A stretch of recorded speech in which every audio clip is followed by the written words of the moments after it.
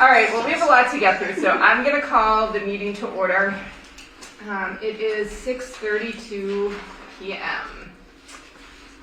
All right, so our first agenda item, where's my agenda, is to review and possibly vote to approve the meeting minutes. I have two edits on the minutes, Kelly. Juniper's last name. Yes. Jennifer's last name is one, and then the other one is number 5 under events. The group in Stoughton, Rainbow Nights, is night with a KN. Okay. So, just for the record, in case someone's looking for that organization. And what was Juniper's last name? Meisner, Misener. Okay, perfect. Thank you. Does anyone else have any comments on the meeting? Hey. Hey, Andy. Hey. How are you both? Good. We are just going through the minutes.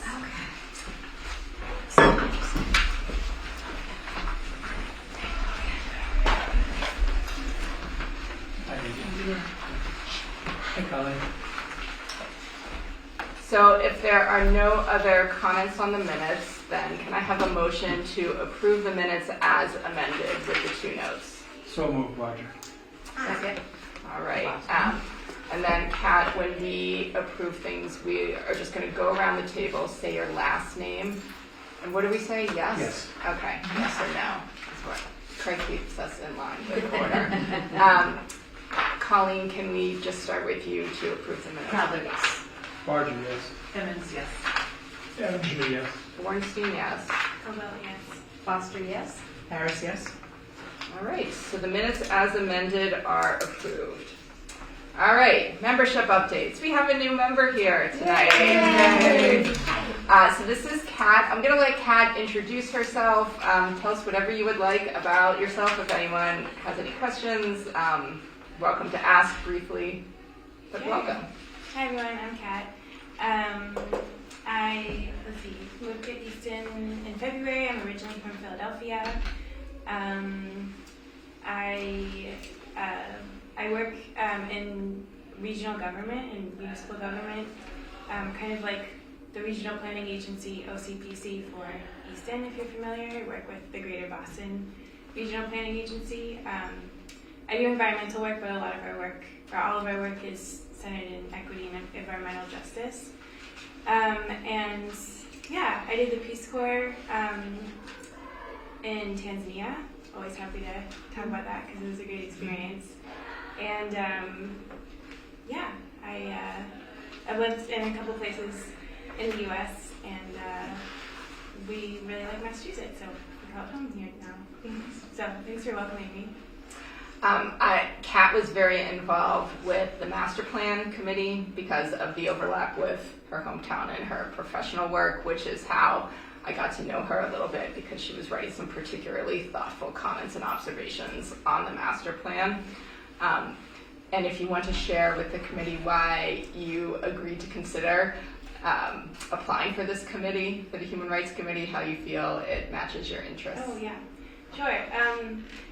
Yeah, I support the mission of this committee, and I want to be involved just to make our town and everywhere surrounding more accepting to everyone. I think that's really important, especially in places that are not as diverse. I think it's important to create a future that people can come to and feel welcoming. And yeah, I just think there's so much action that we can do at the local level, which drives some of my professional work, but also just things I get involved with.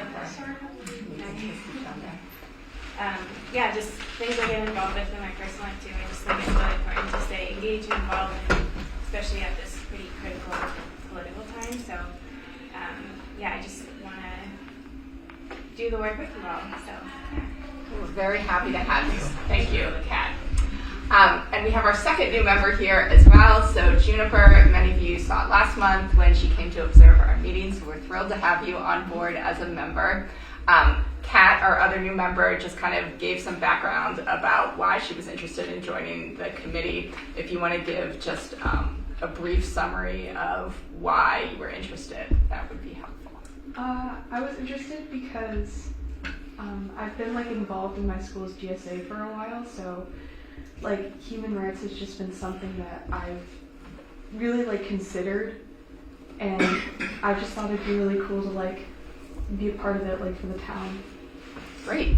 And you're a student at Oliver Ames, is that correct? Right. So Juniper is in our new student membership role, so she'll be with us through June of 2026. And we do still have a couple other openings on the committee. So again, if you come across people who are interested in the committee, on board with the mission, and willing to literally roll up their sleeves and start doing some things, please welcome them to our meetings, answer any questions. I'm happy to answer questions.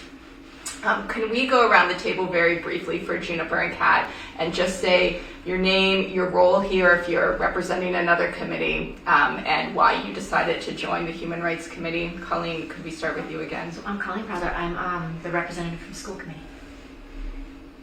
Want me to do it next? Craig Barger, I'm the representative from the Select Board. I've been a member of this committee since 2017, the year I got elected to the Select Board. And it's been my pleasure to serve on this committee since that time. Terrific group of people, very caring and very involved in the community. Kiana Emmons, I'm vice chair. I've been a part of the committee since 2023, moved to Easton in 2020. And I just want to make Easton a better place and, like you said, more accepting of all. Yeah, Bob Edger. This is my second year on the committee, and I got involved because for the connection I made was for Kathy, been pickleball, and it sounds like something I'd really be interested in.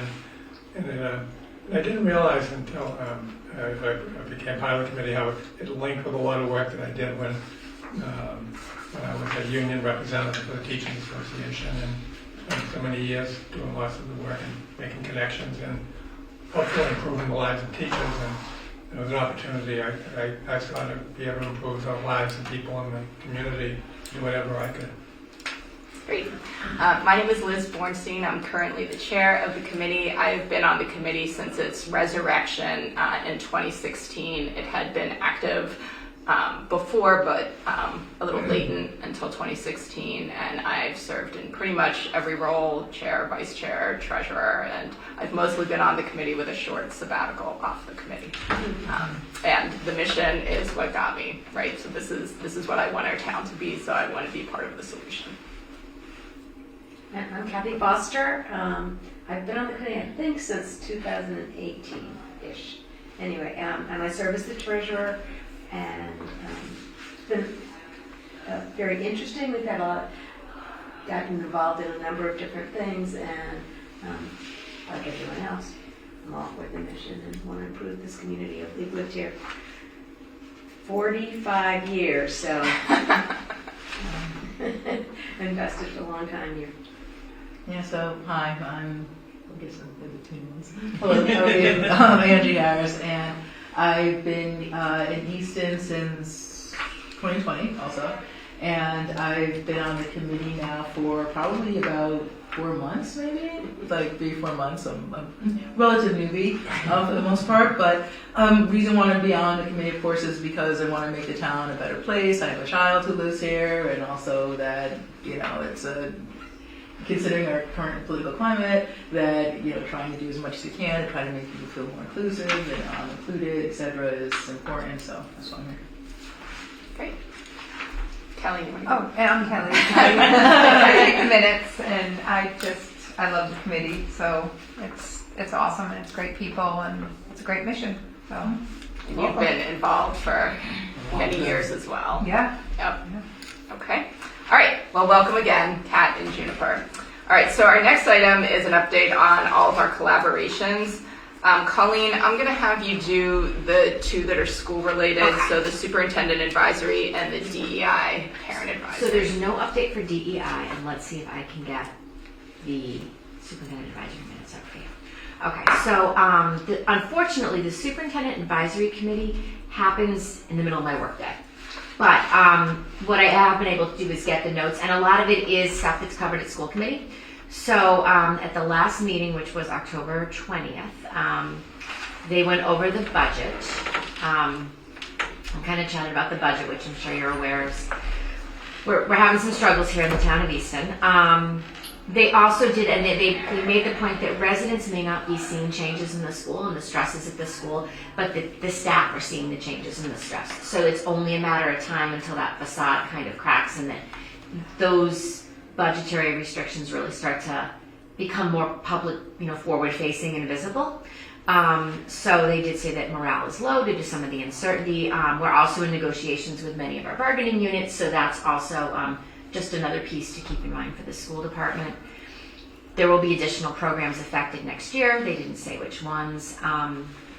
One of the members did mention that they have been starting to hear some concerns from parents, wondering about what's happening and how things are going to play out going forward. And we recently changed food service providers. That was a big topic, I guess, of conversation at the meeting. There's a whole process you have to go through with DESE when a contract runs out. It's very long and laborious, but they did switch, and they will be starting with RMAC. I hope I'm saying that right. Right after Thanksgiving break. So I guess December 1st. And then Connor was there, and he spoke. He's been speaking with committees looking to determine what type of override, if any, the town may want to pursue come the spring. And then food service. There is safety drills that are going to be happening in the district. A memo will be going out to families if it hasn't gone out already, because this is a couple weeks old. Because we want to make sure our kids are safe, and that's always a delicate balance between making sure kids are safe and have the knowledge they need without traumatizing and scaring people as well. So it's always that delicate balance. There was a youth health survey that went out. That's done every 2 years. Most districts in the state actually participate in it. And let's see, Blanche James had a STEAM week, and that I think that was mostly it. I think that's what we had. Oh, one more thing. Unified Basketball had a fundraiser, and they played. They actually already played the game, and I don't know who won, but the Unified team played the police and the fire department. Thank you, Colleen. All right, and you'll keep us posted as well if particular themes come up that seem particularly related to what our committee can do. Great. All right. Bob, you had said shared mission is on hiatus for the winter. Until I think it's going to be the meeting's going to be scheduled for January. Okay. All right. And then Master Plan Committee has officially concluded because they presented their plan to the Select Board. Is that correct, Craig? Yes. Okay. All right. So the remaining collaboration is with the Mass HRC. So there is a listserv with HRC-ish groups across the state. And I say ish because some like us are organized as town committees, which are very different than other groups which are organized as independent nonprofits or collaborators. So there are very particular rules about what you can and can't do and how when you're a town committee compared to when you're a private group. But the Mass HRC listserv encompasses all of them. So there are a bunch of ideas, but what people do and how they do it depends a little bit on their structure as well as their person power. So a couple themes came up, and I had emailed you this as well. So one was that at the end of October, so just last week, one of the groups, and this was a joint collaboration in Duxbury and Hingham and Hall, did a Know Your Rights, which was very much focused on immigration and legal rights, particularly if there were ICE agents in town. The way it was set up, so this was about, I have my notes. Where are my notes? I think my notes are here. It went about an hour and a half, and I think it was hosted at the library. The police department was there, the school committee was there, and then, or I'm sorry, the school superintendent was there, and there were 2 private attorneys who presumably lived in town or worked in town or had a connection to town who were giving presentations. So the police part was super brief. It was like 5 minutes, 3 slides, here's what the rules are for police, here's what we can do, here's what we must do, here's what we're not allowed to do. So it laid out the legal angle from the police. The superintendent also had a similarly very brief presentation, right? Same thing, like what are the rules in schools? What do we have to do? What could we do? What are we choosing not to do? And so kind of laying out what things look like from the school. And then the bulk of it, easily an hour and 15 minutes, was deep into the legals. And they took it from a couple different angles. One was, if you are a bystander, what can you do? What should you not do? What's legal? What's not legal? If you're an employer, what can you do? What can you not do? What's legal? What's not legal? And it was very detailed and specific, like do this, don't do that, here's why. So I think, and it was a hybrid event. There were people in person and a webinar, and there was an opportunity to submit questions ahead of time and submit questions anonymously. I know some people had possibly expressed an interest in doing this in Easton. When I spoke with Chief Adams, Deputy Chief Adams at the police about it, he wanted to know a little bit more about how they did it in another town, and I haven't had a chance to follow up with him on it. But the other main topic that was happening on the listserv was a lot of, here are some resources. So whether it's Know Your Rights specifically or in immigration, or whether it's more like we were talking about the last couple months, like, did you know in our town, here's where you go for this, here's where you go for this, here's where you go for this. Other communities had examples of it. So I wanted to share that to see what everyone thought about wanting or needing to do something like that in Easton, if anyone had an interest in spearheading that. Spearheading. Any part of that. Yes. How was the first one attended? Was it well attended? Could you Hard to tell? say. It was a webinar, so you can't see who's on it, and the tech for the Zoom had a funny angle in the room. So it wasn't just presenter focused, it's sort of like up there seeing the room. So I knew I couldn't see the whole room. I couldn't tell how many people were in the room. So I don't know how well attended it was. What was the town? It was Duxbury, Hingham, and Hull. So the 3 of them came together, right? Okay. Yeah, so the group was Duxbury for All, and I don't recall whether that's independent or whether that's town committee. The Duxbury Library, Duxbury Police Department, and then the Hingham Unity Council. Okay. So I was kind of wondering in terms of how much compared to other areas, like I could see if we were partnering with like Brockton or something like that, but I just, in terms of really the issue around undocumented, like it probably is not as much of a concern here, so I just kind of wonder what numbers we'd likely get, unless we did it with, I don't know, what's next over? Mansfield? Yeah, like maybe Norton maybe, or like, yeah, could maybe see. Yeah, because we have, I think 6 towns, is that correct? 6 or 7? West Bridgewater, Norton, Yeah. Sharon, Mansfield. Brockton, Brockton. Stoughton. Yeah, we just hit one point, so. Yeah. Right, so that's a fair point, right? Is that a great area of need for our community? One of the things that I suggest that we consider is we have a very prominent immigration attorney in town.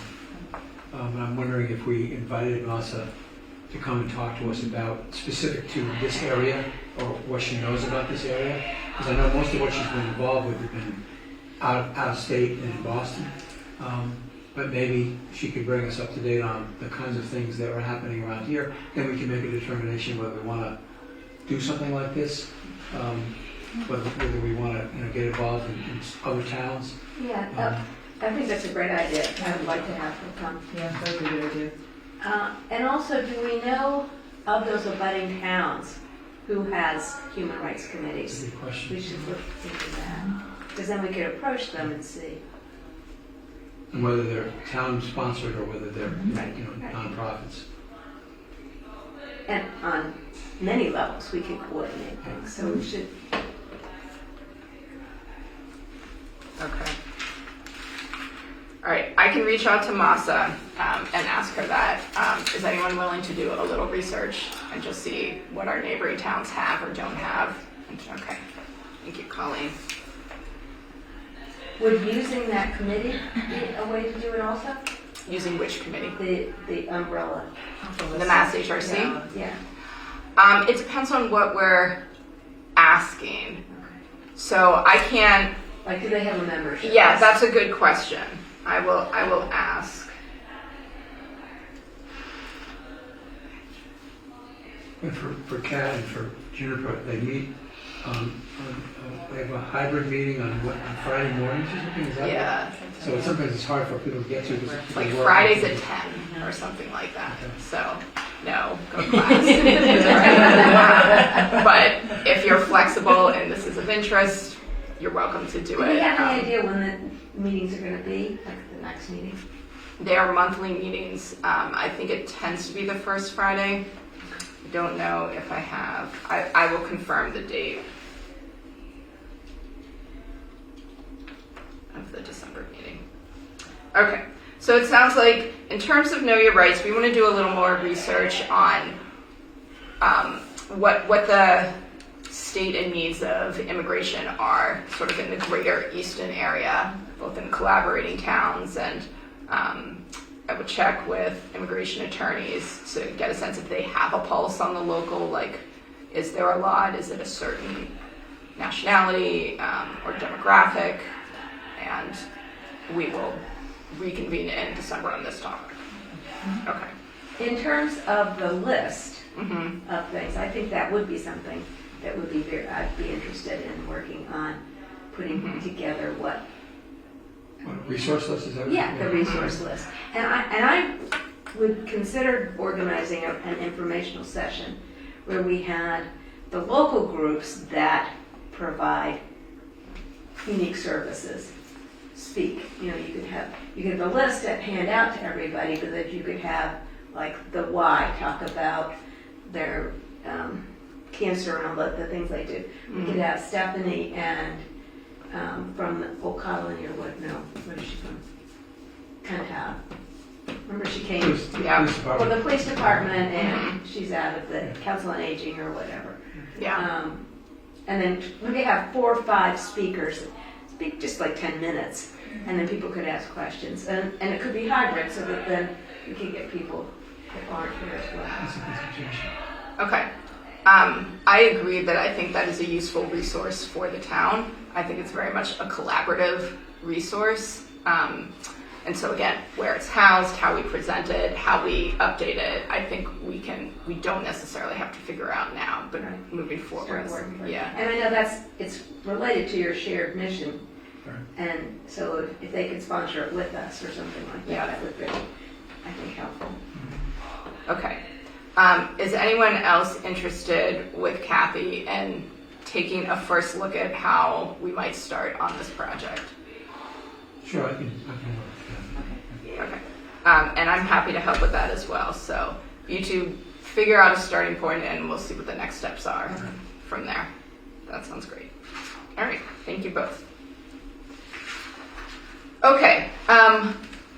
Upcoming events. Before we do upcoming events, I want to make one note about a past event. So the Rainbow Nights, who was hosting the Queer Prom on October 10th, they were communicating with me about possibly doing regional coordination for Pride, which is tabled for January. But they wanted to share this feedback that the event was a big success and that there were some people who came specifically because they had heard about it through the Easton HRC. And even though it was on the smaller side, it was a really positive, great event. So I'm very glad that our outreach reached some people and they thought it was a useful opportunity and went. Okay. So upcoming events. Our November event, we have the annual Trans Day of Remembrance.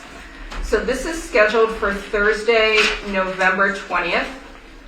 It will be at 7 p.m. at Holy Trinity Church, which is at 143 Lincoln Street, and I will forward this all to you as well. They have asked that one member of our community be there to speak on behalf of the committee. I'm happy to do that, and I'm also happy to let someone else do that. So if someone feels strongly that they would like to speak on behalf of the committee, please let me know. It is good to have as many representatives from the committee there as possible. So if you all could just let me know privately your availability to attend, I will again send out the date and time reminder after this meeting.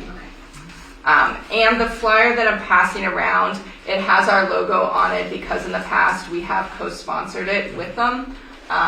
I recall there being a table in the foyer, so if we have any items we want to display, if we maybe want some of our Pride paraphernalia, this might be a good venue to have that, or at the very least we can just have basic information, like QR codes. Yeah, traditionally, the church has invited the select board too, so usually there's select board representation. Mm-hmm. I believe the chair, Dottie Fultonetti, is actually a member of that church now. Okay. So I always go if I can. Yeah, I will tell you, I went last year and it was a really nice and moving service. They had several individuals speaking about their experience living in the trans community. There was a lot of support and attendance in the audience, and there was a lovely reception after. So it was just a very nice community building and community support feel to it. And an all ages event, for sure. Okay, so if you can attend, please let me know. I'll send a reminder with a poster after that.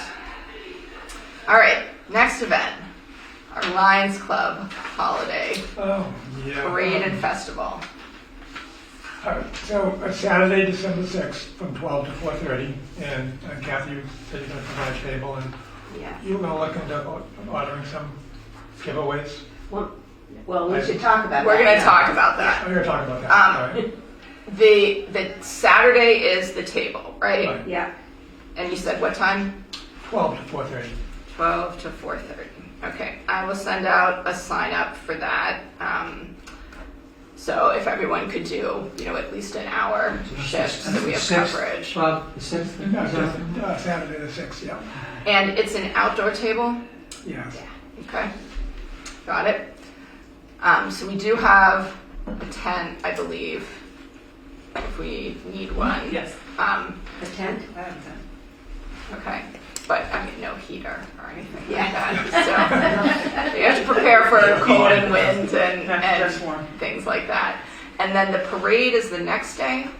Right, and we haven't decided officially whether we're going to be involved in that or not. Mm-hmm. And I think the discussion that we had is if we're not going to have a number of people involved, I don't think it looks good for us to have only 3 or 4 people as part of the parade. That's just my thought. What's the, I'm trying to imagine what happens before and after the parade. I'm used to it being one day. Yeah. It's like a pancake breakfast or something. Or is that, am I just dating myself with that? It used to happen a long time ago. So Kat, what this is this is the first weekend in December. The Lions Club puts it on, and the parade starts. I don't know if you know 12:30. the part of Northeastern, like where Hilliard's is, and where. Okay, so if you go to like that light and you just kind of walk west, like you're walking towards here, towards the library. That's the parade route. And then right there in front of the library, the rockery, the like triangle-ish area, that's what gets closed off, and that's where our tables would be? On Saturday. Yes. Okay. It's just you can kind of picture it. Are they doing anything on Sunday? Can you tell? They do have some other events, but I know they're talking about Santa comes and they have Santa visits, and they're talking about you're drawing people away from all your main events on that day. When Santa comes, they said to me, forget if you have any table or anything, everyone's going to be following. So they're at the end of the parade, Yeah. 30 minutes and Santa arrives is kind of how they've scheduled it. Right, yeah. Usually Okay. on one of the fire engines is what Yeah, traditionally is done. Yeah. Okay. So I think our discussion really was around just making, using our time wisely and just having it be Saturday that we maintain a Yeah, day. that makes sense. So to me, I completely agree that I think only one day makes sense for the committee for staffing purposes. I feel like more people will be at the parade than at the tables. So if our goal is to reach more people in the community, we'd probably be more successful at that on Sunday. But this goes back to the point Kathy brought up, like what might we do? Have you given any thought to that? I mean, for the parade itself. Or the table, like what would our presence there? Yeah. What? What have we done in the past? I can't remember. My recollection Yeah, is photo that thing one time. it's like reverse Halloween. Like the parade marchers give out candy Yeah, to right. the That's parade definitely- watchers. And we have a banner that we hold and walk. Yeah, and some people are there because they live along the street, and a lot of people are there because their fill in the blank family member is marching as part of the whatever dance, brownies, driving a car, pet parade, what have you. So if we march, the interaction part is either seeing us and or us handing out things to people who are watching. And then if we're on Saturday, if we have a table, it's more getting people to our table and, doing something, giving out something, whatever, at the table. And using it to extend our list, right? If we get people to the table. Right. Yeah. Get them over there. The last one I remember, I felt like there weren't a lot of people, but the festival's sort of gone up and down a little bit. Yeah, I can't remember from last year what. I mean, they always have food vendors and things like that, but I can't remember the specifics. Who are you dealing with? Are you talking with John Morgan or Andy Parker? Andy Parker. Andy Parker. Okay. Well, John was across the street from me, so I'm going to go across the street and ask him questions. Yeah. I'll do that. So I was brainstorming a couple ideas about what we could do for each scenario. So if we're marching in the parade and we're handing out candy, since our goal is education and outreach, I can imagine, if we had candy canes and tying, this is laborious, but tying like a little fun fact or something on each candy cane that is related to like world religions or other holidays that are happening around the winter time. And then if we had a table, I can imagine the same thing, like sort of fun education-based activities, right? Like, how many candles do you use at Hanukkah? And like, what's a real versus a fake patron saint for Catholicism? And like, what can Mormons drink and what can they not drink? Like, sort of a mix of like easy, true, false, or like, here's a symbol. Do you know which religion this symbol goes to? But that's our starting point. Well, it's a good idea. Yeah. Definitely a good idea. So I don't know. Can I just make a comment? Yeah. No, and I think that sounds good. The work that goes into it. So the kids get the candy cane, and no matter what you have attached to it, the kids being kids, right? You take it off. It just comes right Yeah. on the Pick it up ground. afterwards. Yeah. And because they want to eat that candy cane. Possibly. Juniper, do you ever remember going to the parade? I used Marching. to be in it as like Yeah. a Girl Scout. Yeah. And what was your experience? It was cold. I mean, I was like a really little kid, so I just remember I was like, oh my gosh, guys, like we're all together, and we'd wear cute costumes and just kind of like march, and then at the end we'd kind of like look around for candy on the ground. Because we're all supposed to any throw of the it. candy. Yeah. And the candy, there's candy on the side of the road all the way up and down afterwards. other thoughts? What seems like a better fit? What seems more within our capacity? What seems like a personal interest or inclination? Well, Bob started by saying that he felt like we needed an X number of people to be able to do it. So can we, I've already said I'm not available on Sunday. I am available on Saturday. But I don't know about everybody else.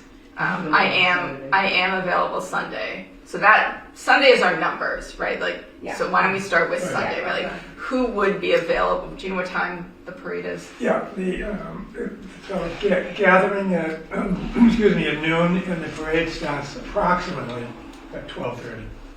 And that starts right at the junction of Main Street and Washington Street. Yes. So I would say roughly 12 to 1:30 for the parade part of it. Kathy's not available. Does anyone else know that they are not available on that At my Sunday? age, I can't walk that far. Yeah. I'm past that now, so. Okay.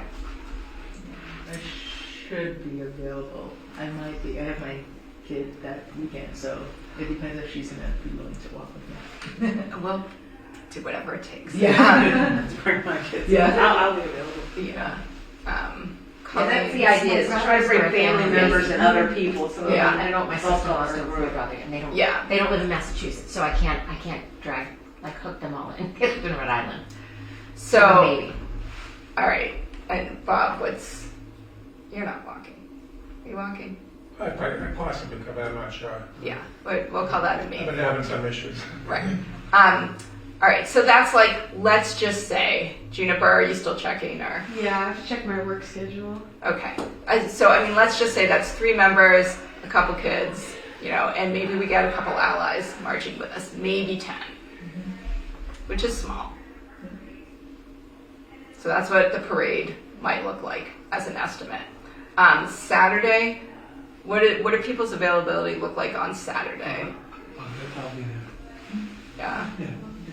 I can do Saturday after 1. Okay, it's fine. We'll be there till 4:30 apparently. So,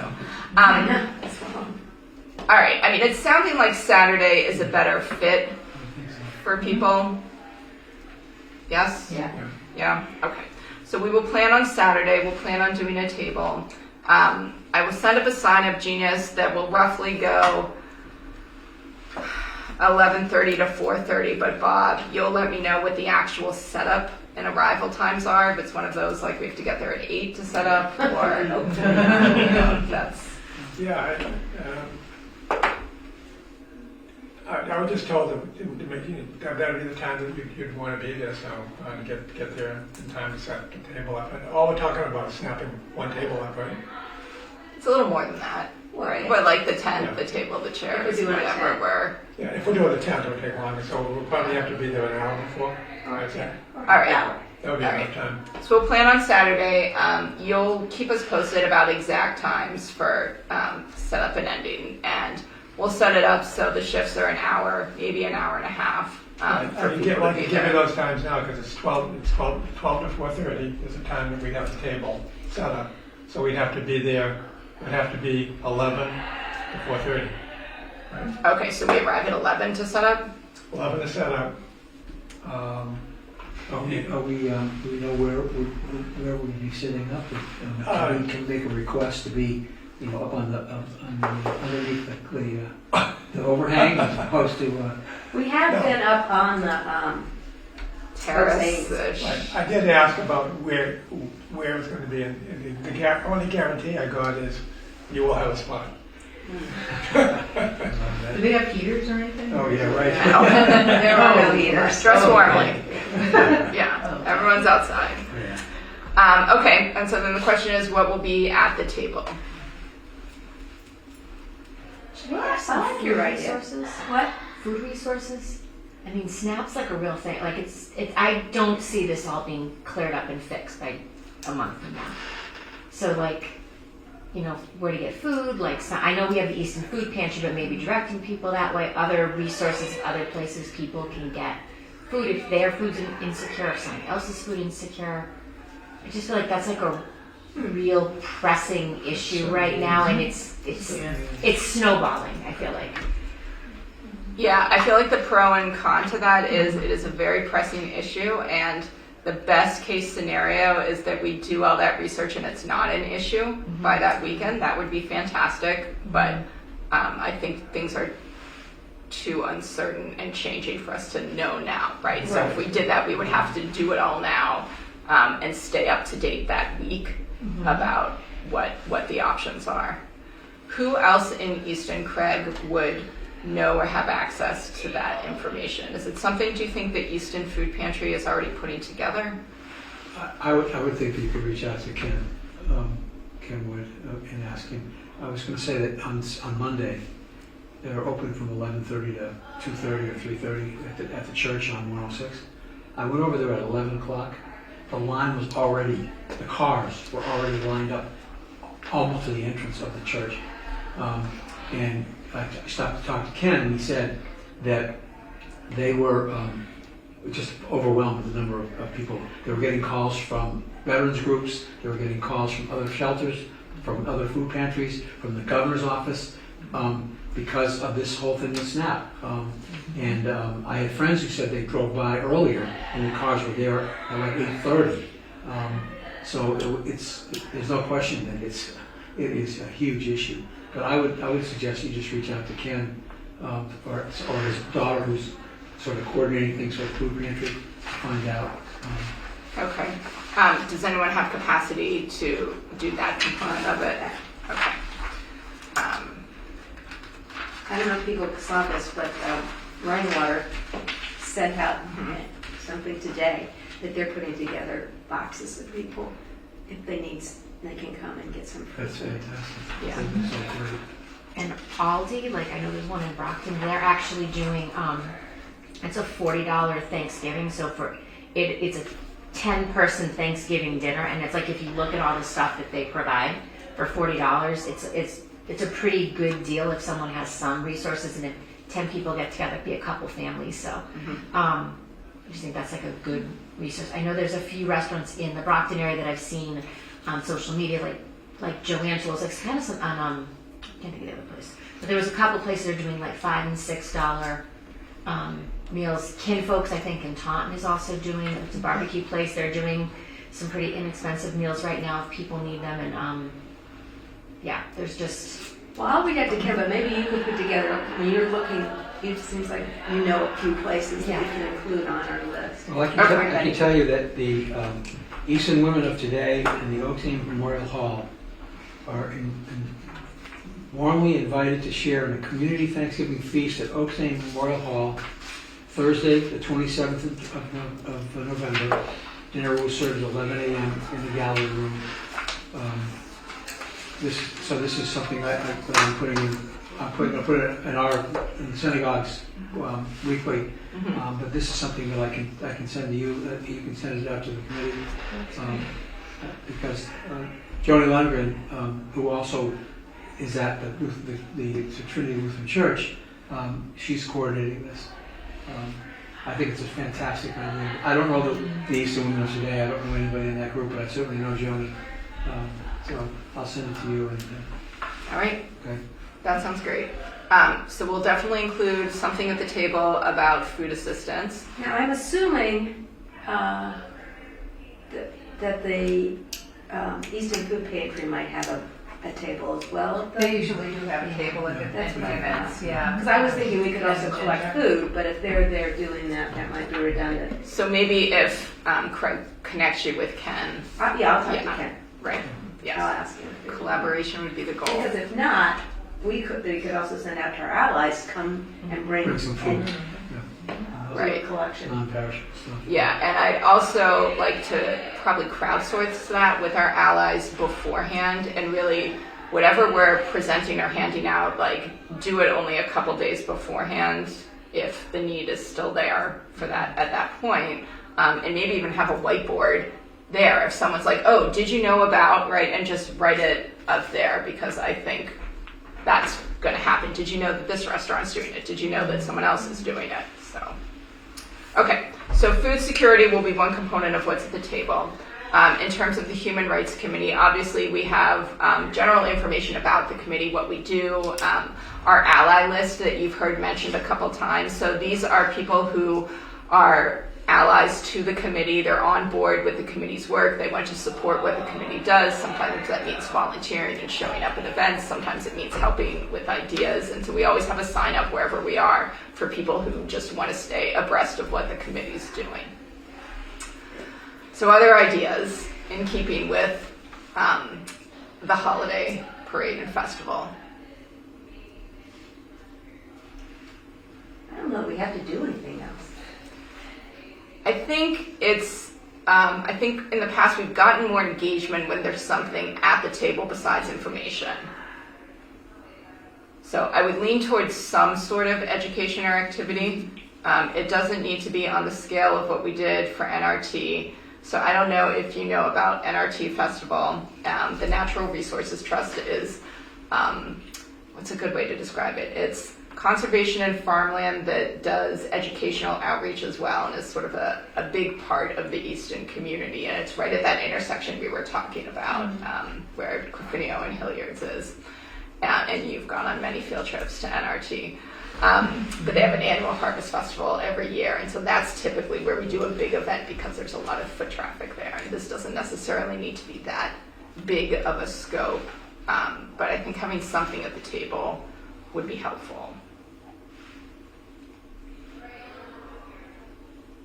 Can we utilize your idea with the instead of the? Yeah, I mean, you're welcome to. This was just me thinking through stuff. I don't know if anyone else has other ideas. Things won't work as well, but what?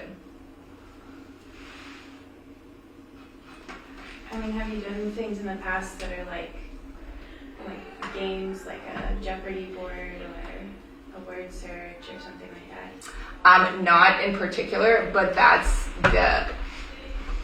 the vein of what we might do. So, for instance, some other things we've done in the past at the holiday parade are arts-based ones. So, for instance, we would have everyone like trace a hand and put it on a big piece of paper. I don't know if that was like our angel one or something like that, but like being a helping hand in the community.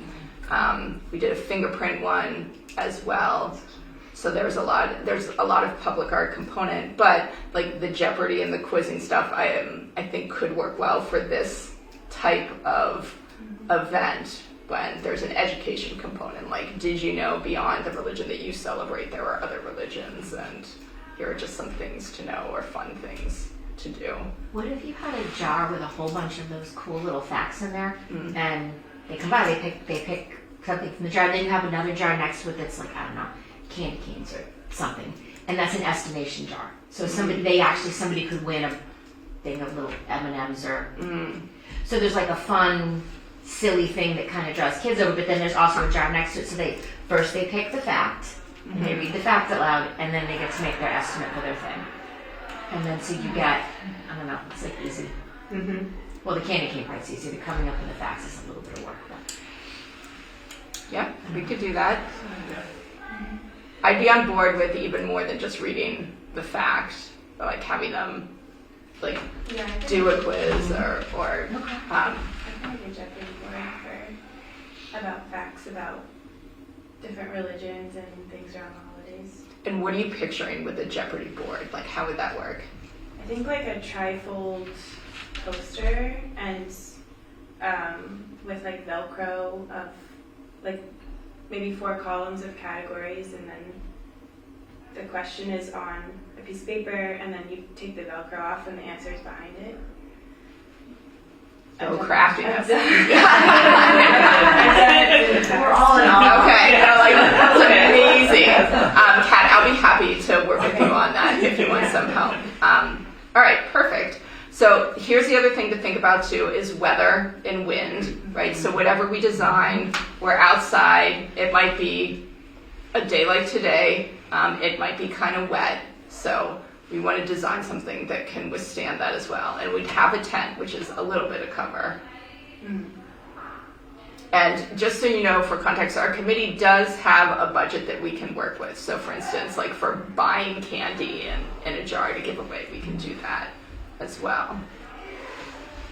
Or Okay. buying the supplies. Or buying the supplies for the, yeah. Yeah. Okay, so we do meet before the event, so we can do sort of a final summary at that point of what we have. For the facts, maybe Kat and I will think through what the Jeopardy looks like and what else is needed for facts, like if they're redundant or not. Make sure we have enough creative power for the Jeopardy and don't run out. Okay. And for the food resources, if anybody else hears of things, Mm-hmm. you know, you can email me or whatever. Okay. Sound like a plan? All right, great. All right, good. All right, trainings and speakers. Who's that? So these guys we didn't end up meeting, and I didn't know if we did this general information session, if that would be our training, or if we want to do another event. But you guys had some ideas, right?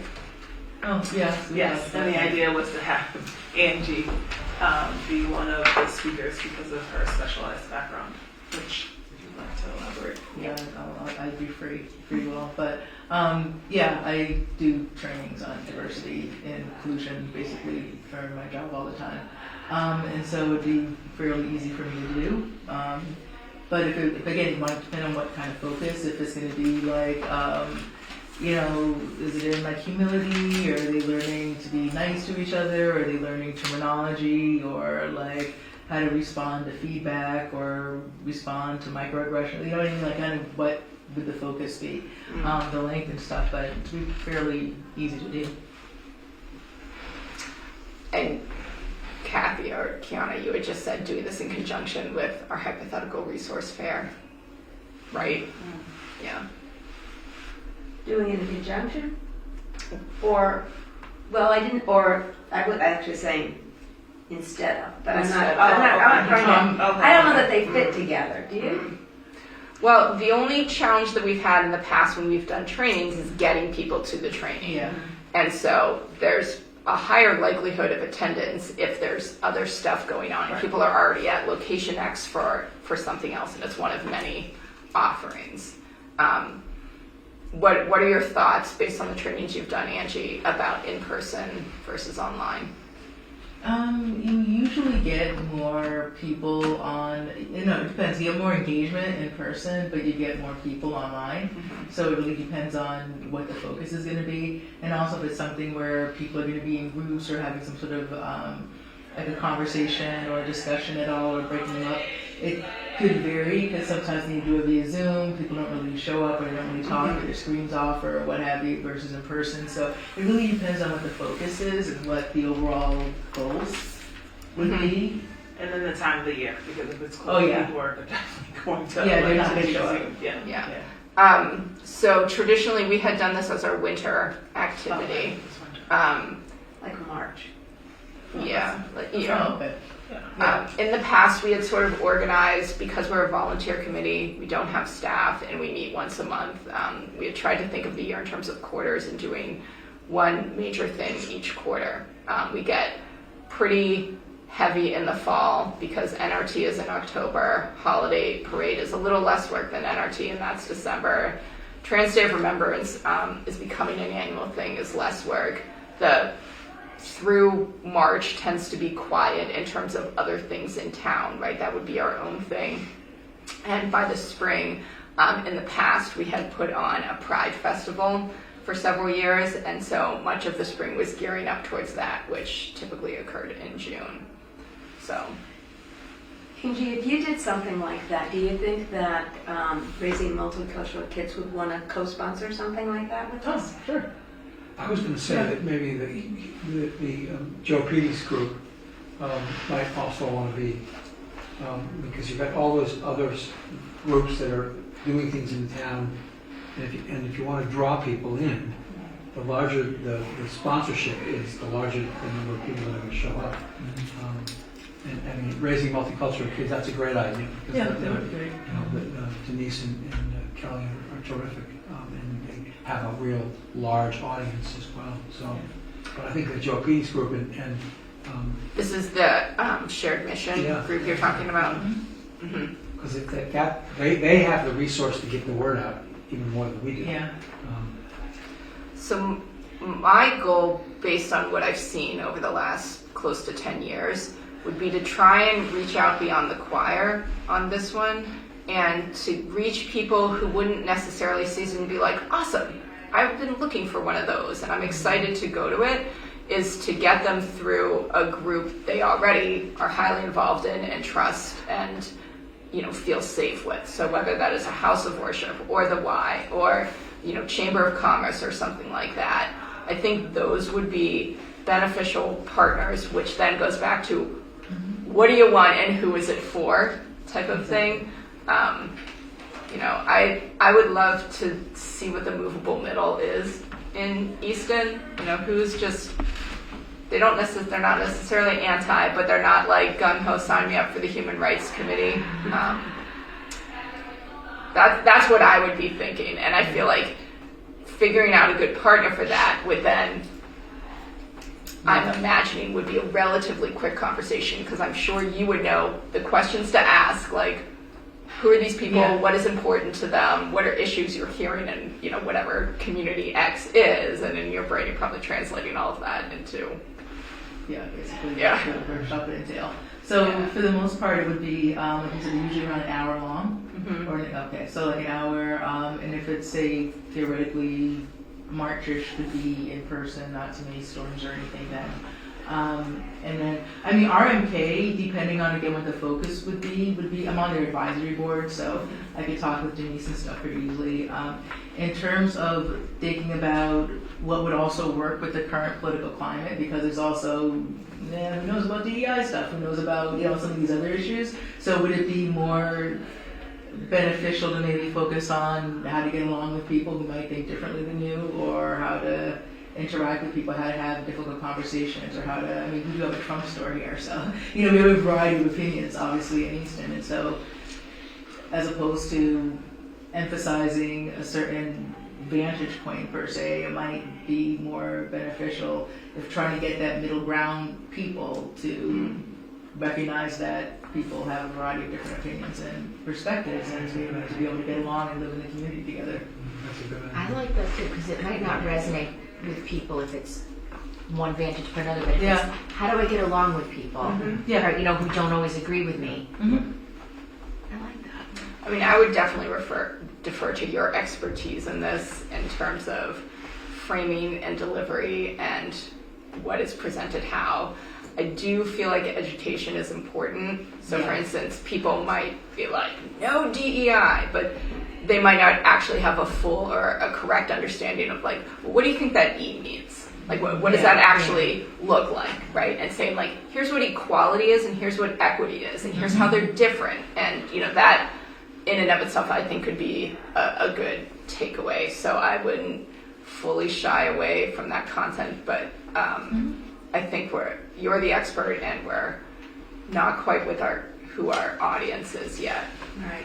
I did think to draw people in, though, to be a little bit more open to all perspectives. People who might get scared away by the Right. thought of it's Oh, not DEI, that, I yeah, can't do that. yeah, That's right. But they might be open to want to be able to understand my neighbors better, or they might be thinking of it completely differently. And then once they're in there understanding what DEI actually is and what those words mean, and it's not like conjuring up, whatever. That's a really good way for them to learn more about it. So for context for the two of you, I always lean towards partnering with existing groups and existing events rather than necessarily doing our own thing. So my brain in this, I'm picturing like Angie partnering with a leader of a house of worship, right? And like going, having it at that congregation, open to the public, right? But, house of worship X, perhaps hosts it. And so certainly for the members of that congregation, they're like, well, this feels comfortable to me, right? Like this is my home turf. And to me, I think the benefit is that if you partner with an organization, they know who their community is. And so that to me seems helpful. Like when you're doing your brainstorming, like tell me more who this is, tell me more what you want, like you're gonna get better information from the head of the Y or the head of the library or the head of council on aging about what they hear people talk about. Okay. Yeah, I think that makes sense. Yeah. I'm assuming someone's going to want to host this, right, and open it up to the community. But Wouldn't the library probably be the easiest in terms of the most broad? it would. The library doesn't have a large space, though. Oh, yeah. Like, you know, I don't know how flexible this room is in terms of seating, and then it goes into, you know, you as a presenter, like what types of setups work? Do you want breakout spaces? Do you want rows? Do you want a circle? Yeah. So that would be something to consider too. The other thing I would just recommend also is daylight hours for people who don't like to drive in the dark. So Okay. like a weekend daylight, I think would capture more people than a weeknight. I don't know. Weekends are so crazy for people. They are crazy.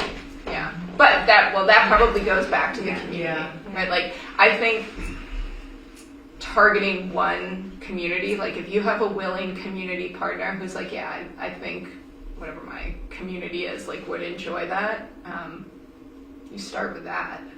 So you do it around that community's needs and you open it to the public, and if it's successful, we do more. We certainly you could approach the Lutheran Church because they're, They're always involved, yeah. yeah. They have a big sanctuary, so. Yeah, they have And they physical also space. have another, where they have food too, so it's. All right, so it sounds like, Angie, thank you for being willing to lead this in whatever form it takes. And then the three of you can brainstorm a little more of the details, the when, the who, the focus, Yeah. whatever seems to fit. Okay, great, excellent. The one event I don't have on here is Pride. And here's some context for Pride. So we had a former committee member who was heavily involved in organizing our Pride festival from scratch for the last several years. And when she stepped off the committee, we partnered with another group in town who like gamely put it on, but also realized the amount of work it is to put it on. So what it's going to look like in 2026 is a little up in the air in the moment. However, the Rainbow Nights organization that I mentioned before, one of their asks to our committee, in addition to advertising their queer prom event, was to be part of a regional conversation about Pride events. And so it's possible we end up collaborating with another group. They have said that conversation isn't going to happen until January. However, what we would need from our committee is a person to be the Pride point person, so in charge of the coordinating, the planning, and reporting back of everything. So we had mentioned this a little bit at the last committee meeting. I don't know if anyone has given it any thought. I think we probably need a final decision by December. And we do have grant money that was awarded to us that we postponed from our January event because we were not hosting it, which will be good, or our June event, which will be good for 2026. So there is certainly the opportunity, if not the obligation, to do something with that money. So in terms of the options that you were saying, is it doing the Pride, our own kind of separate Pride, and partnering with somebody here in Easton versus doing a larger, more regional Pride? Is that what you're... I'm not sure what this regional conversation is going to entail. Okay. I'm not sure if it's, what are you doing? What are you doing? What day are you doing? That type of conversation, or if it's like speed dating, right? Do you want a partner? Do you want a partner? We have this in mind. We can bring this. I don't know. But what we do need is someone to at least go to that meeting, have a sense of what Easton has done in the past, and be the person who's sifting through the information and trying to make the best decision. Do we have access to the files or the information that Amy or Michelle? I know Michelle and I had the conversation, and I don't have a problem with being the point person. But Okay. Michelle said she was going to give me information and then walk me through. Okay. I don't know. Okay. I don't know where the information is or what the state of it is, but I will work with you to figure out what it is. And then I will send a separate email introducing you to the Rainbow Nights people so they can communicate with you directly about whatever that is. All right. Thank you, Kiana. All right. So at what point will the decision be made? Will it be there? Was it January? You said they were going to be deciding what they were going to do? I have not been on the Pride Planning Committee. Kathy, you have, but I feel like, and Craig, you had mentioned that like by January, a plan kind of needs to be in place about what we're doing, when we're doing it, where we're doing it. Because if we are the, what was that? Would that be late then for the meeting? If they're going to be meeting in January, that regional thing, wouldn't that be kind of late in terms of, because then I would imagine be meeting sometime after their meeting, that would be February. So would that give enough time to really incorporate their ideas into the? At the very least, we could establish a date and a site in Easton if you want to. Right. And You just that's- reserve it, yeah. Because we've had some, I mean, other than last year or this year, we've had some great success, both at the NRT, which is no longer available to us, but at the center of town, we had, 1,000 people that showed up. So, it was, so I don't see any reason why we have to worry about other groups, whether we have a site ourselves, we have a date set, we get permission from the select board to if we want to have it blocked off with police, we have to talk to the police chief, etc. You get that done now, and then if it does, like this past year, if it didn't work out, we just postponed it. Okay. All right. So, Kiana, I'll work on getting you whatever information I can find from Michelle and Amy to get the lay of the land. All right. Great. Treasurer's update. Well, we have $7,172.46. 2,500 of it is earmarked for Pride. Okay.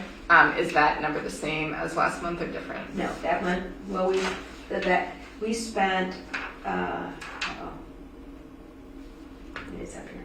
$289.95 on the NRT. Kathy, can you say that number again? Sorry, Not that one, the 7,000. $7,172.46. And we spent $289.95 on the NRT table. So that's 7,100 accounts for having spent that 289. Okay. Great. All right. Well, we're in good shape. Next item is website update. So, because we are a town committee, we do not have an independent website. However, I did notice in going through some of these resources that there were other town-based HRCs who had independent websites that were not done through the town. So that might be something to look into in the future. Our real problem is that we need someone to just maintain the website, like keep the content updated, rearrange the content. So if that happens to be in either of your skill sets or interests, please let us know. It has been a deficit on the committee for a couple years now. It's not a current skill set. It's all right. We'll take the Jeopardy board. Okay. And public participation, so we do not have any members of the public here. One thing I did want to know while we were talking about websites, so we have an email through town, and I did confirm you're using a very antiquated platform, and so we are working on getting that a little more current and a little more user-friendly for us, because it's pretty clunky. I did stop by our mailbox today. We haven't gotten an email. Okay. At least you checked. Any other business questions, things we said we were going to talk about but haven't yet talked about? All right. Is there a motion to adjourn? So moved, Roger. All right, a second. Second. All right. Juniper, we're going to start with you. And so what you do is you say your last name, and you're either voting yes to adjourn or no, not to adjourn. Okay. Miser, yes. Okay. Probably yes. Barger, yes. Evans, yes. Bevenger, yes. Bornstein, yes. About yes. Foster, yes. Harris, yes.